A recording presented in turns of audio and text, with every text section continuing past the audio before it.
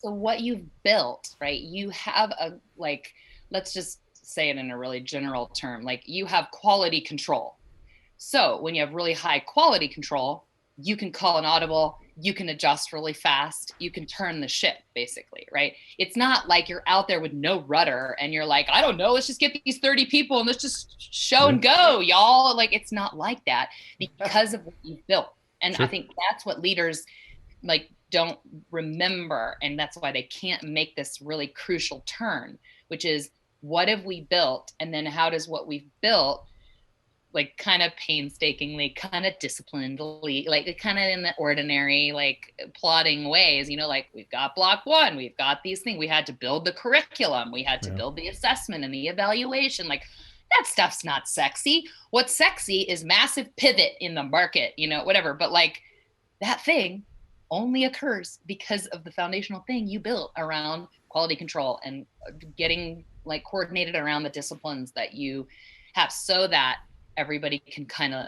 do a big turn if you need to, and you've needed to, and I mean all of us have, but the ones of us who can do it quicker, the ones of us that can do it with more enjoyment and not like lose our spouses and whatever, like it's because we know what we've built. And I think that's let's say there's a founder or a designer of a business or a cause or something that's listening to us, like the thing you start today is go figure out what's your disciplines, what's your quality control, what's your foundational thing, like do the not so sexy stuff so that when it's time to move in some sexy red carpet way, you are ready. So it's not like, oh shit, well, we'll So do you're that. saying do all the foundational work first and then use the solid foundation to build upon.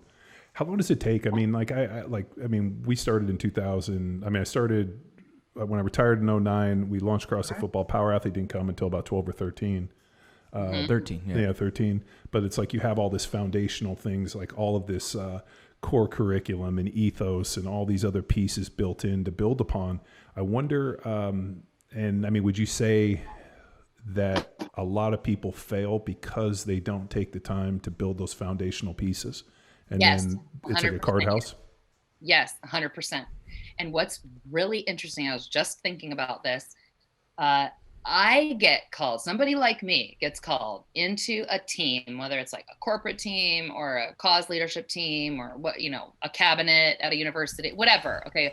I get called in because they're at a life cycle point where they're like, this feels like we're dead in the water. We can't make any turns. Like, what's our issue? We all like each other. We're all like here for it, but like, what are we doing? And it's just like it sort of gets lost.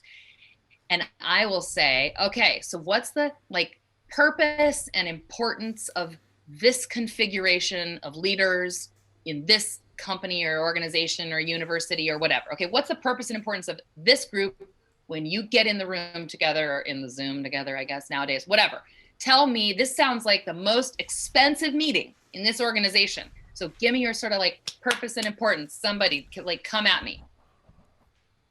Crickets. It doesn't exist. There's as many answers to it as there are people in the room, and none of them feel confident enough to give their version because it was never like set. It was never agreed upon, and they always felt like we're good. Like we understand our work, we understand each other. We don't need those things. Those are like posters that like cheeseball people at Dunder Mifflin have. It's like we don't really need like an ethos or a purpose statement or these kind of things. And it's like, but how's that going for you?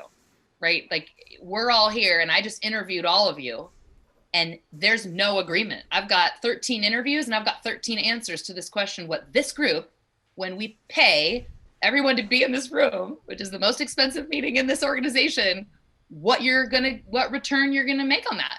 And that like, here's where it really turns into like a stomach, like a gut punch. And that is, let's say you've got 450 people like as a part of this organization, all behind you, like rowing, accomplishing their craft, like doing the process and keeping you in compliance and whatever it is all these 450 people are doing. what do they imagine you're doing when you're gathered in this configuration in this room? They think something of consequence and importance is going on in this room. In fact, they're busting their asses to try to get into this room to do the work of purpose and importance. So if they knew what I know, which is not much is going on in here, but pushing it around and like letting them drag the organization, they're going to be fucking pissed, man. And like, you better hope I don't walk out there on the floor like they're all like frauds. The wire. Yeah, and I'm gonna be like, nothing's going on in there. They're all like sitting back. They all finally got there, and they're not doing anything of consequence. And you guys are sitting out here thinking that they. I mean, you see where I'm going with this. This is such a common occurrence, and like, they are cool people. They're not shitty people. They're really cool. They're senior leaders of an organization.